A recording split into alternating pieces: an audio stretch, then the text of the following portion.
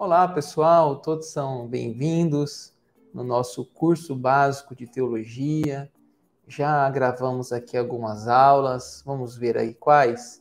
Primeira aula, revelação geral e revelação especial. Segunda aula, a natureza de Deus. Terceira aula, a Trindade. A quarta aula, os anjos. A quinta aula, anjos maus. E hoje chegamos no tema a criação do mundo. Então, se você quer assistir alguma dessas aulas, se perdeu, está aí gravado no canal, procure aí na playlist. O tema curso básico de teologia está aí. Também tem outros conteúdos aí no canal, tem o panorama da Bíblia, pregações e outras coisas que possam ser úteis no seu conhecimento da palavra de Deus. Então vamos estudar aqui essa aula de hoje.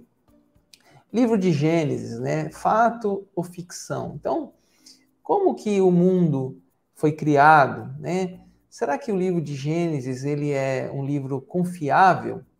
Será que é um livro, um registro de Gênesis, a história de Adão e Eva, a história que Deus no primeiro dia criou o céu, a terra, as águas, aquele primeiro, segundo, terceiro, quarto, quinto, sexto dia, né? Sétimo ele descansou. Então, o que nós temos que entender? Que nós temos que confiar que o livro de Gênesis é sim um livro confiável, tá? Ele não é uma ficção, ele é um fato. Porque se a gente falar que o livro de Gênesis é uma ficção ou uma invenção, todo o resto da Bíblia está em descrédito, né? Porque o livro de Gênesis é o apoio para todos os outros livros da Bíblia, né?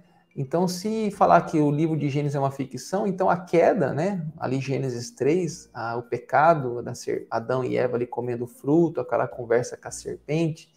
Então, se falar que aquilo ali foi uma ficção, então nós estamos dizendo então que aquilo ali foi uma mentira, que o ser humano não é pecador, que o ser humano não precisa de um redentor. Logo, a vinda de Jesus nessa terra e sua morte na cruz se torna desnecessária.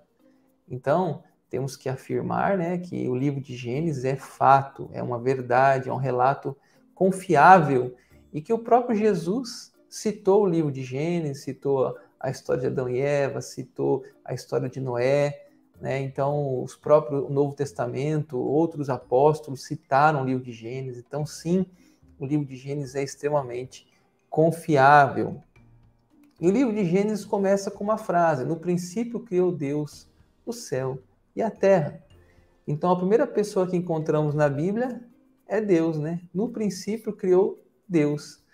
Primeiro versículo, primeiro capítulo, primeiro livro da Bíblia, tá? Então, foi Deus que criou o céu e a terra. Então, a terra é criação de Deus, né? É interessante que se a terra tivesse um pouco mais perto do sol, nós morreríamos, né, queimados de calor. Se a Terra estivesse um pouco mais longe do Sol, nós morreríamos de frio. Ou seja, a adaptabilidade da Terra é um lugar perfeito, né? É perfeito para a nossa sobrevivência. Então, a gente tem que crer que realmente foi Deus que criou essa beleza dessa Terra. E tem uma frase, deixa eu colocar aqui para vocês. Olha essa frase aqui que interessante, tá? As 4 primeiras palavras da Bíblia, no princípio criou Deus, formam o fundamento da fé. Se você crer nessas palavras, não terá dificuldades de crer no restante da Bíblia. Então, se você achar que Gênesis é uma invenção, que nós somos frutos de uma explosão, de uma evolução, você está colocando todo o resto da Bíblia e o resto da sua fé, né, por água abaixo. Então nós precisamos afirmar, né, que sim, cremos que no princípio criou Deus. Se você crer nessas palavras, não terá dificuldade de crer no restante da Bíblia. Temos visto hoje algo muito forte, o ateísmo, né? O Salmo 14 fala: desoneste no seu coração, não há Deus. Ou seja, esse ateísmo nega a existência de Deus, né? Ao passo que Gênesis afirma a existência de Deus. O que é nécio? Estúpido, ignorante, desprovido de conhecimento, de sabedoria. Nós não somos nécios, né? Nós não somos ateus. Nós cremos em Deus. Tem um propagador aí do ateísmo hoje, né? O Richard Dawkins. Ele tem um livro escrito, Deus, um Delírio. Né? Ou seja, o livro aborda argumentos para dizer que Deus não existe. Ele ataca a ideia, né, de Deus. Deus é um delírio.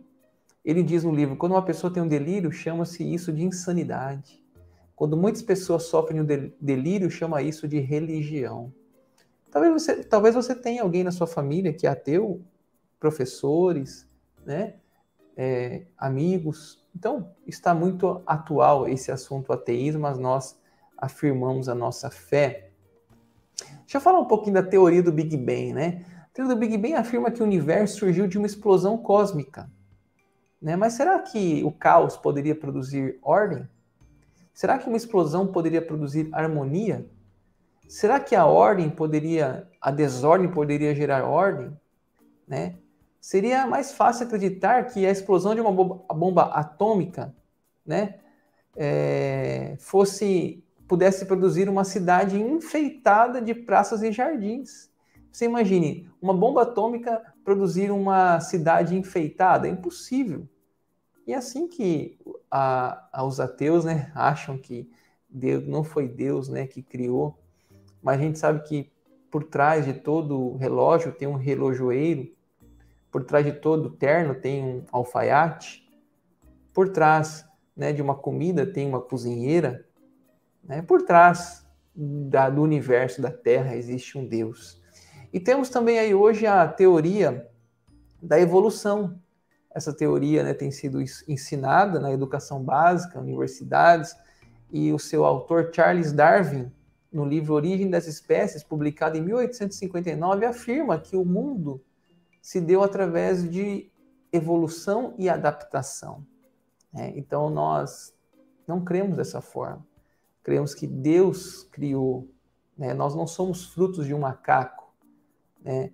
Um macaco não é imagem e semelhança de Deus. A Bíblia fala que Deus fez o homem, a mulher, imagem e semelhança. Os outros animais são imagem da sua espécie. Tá? Então, nós afirmamos a nossa fé que Deus é o Criador. Né? Deus é o Criador. Quanto mais os biólogos, cientistas estudam o universo, mais eles percebem, né, que é impossível isso tudo ser fruto de uma explosão. Né? Cremos que Deus criou e as provas estão aí, por exemplo, a beleza da criação. Veja a beleza da criação. Cada flor do campo é um argumento contra o ateísmo. Cada estrela que brilha é um louvor ao Criador. Tem um hino antigo, né? Grandioso és tu. Você deve conhecer esse hino. Esse hino fala, Senhor meu Deus, com Deus maravilhado, os grandes feitos vejo da tua mão. Estrelas, mundos e trovões rolando, a proclamar teu nome na amplidão. O refrão diz, então minha alma canta-te, Senhor, grandioso és tu. Né? Então a gente pode olhar aí as florestas, os pássaros, as montanhas, tudo isso proclama a glória de Deus.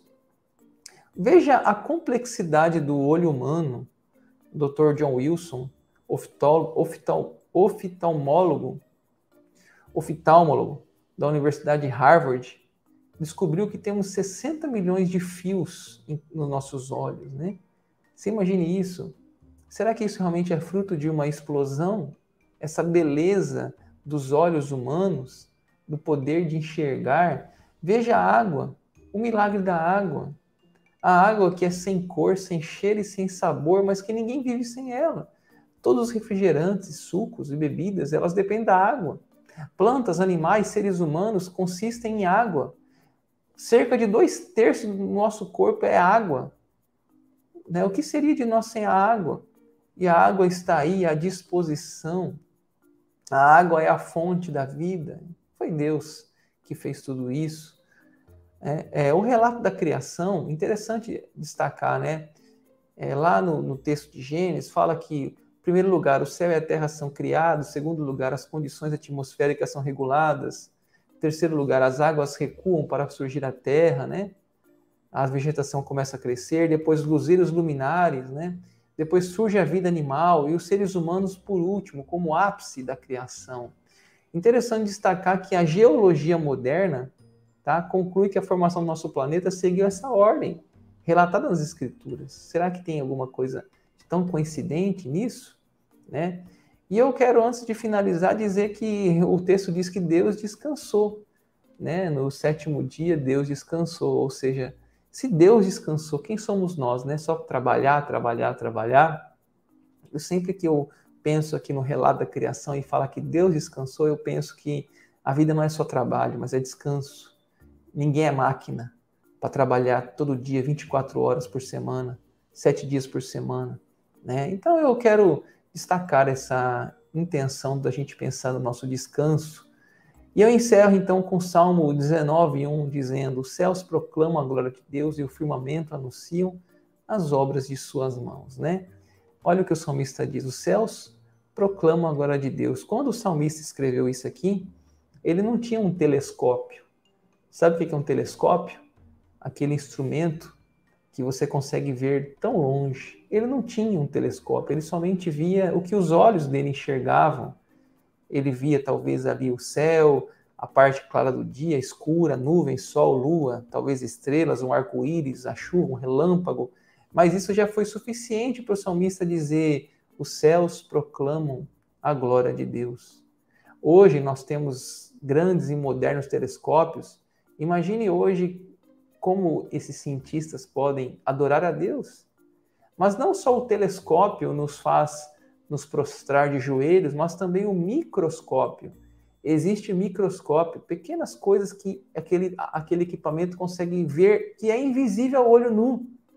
Existem bactérias, algas, protozoários, organismos inferiores a um micron. Nós não conseguimos enxergar, mas eles estão aí. Olhando para cima, vemos coisas tão belas. Olhando para baixo, olhamos coisas também maravilhas que Deus fez. Ou seja, aquele que aprender a olhar com os olhos da fé, verá o Criador do mundo em todas as coisas. Então, agradeço pela sua companhia. Vamos continuar aqui em nossas aulas falando sobre teologia. Peço que você se inscreva no canal, deixe o seu curtir, seu comentário e se inscreva lá no meu Instagram, @pastor Daniel Dutra, para você acompanhar mais do meu trabalho e ministério. Que Deus abençoe a todos.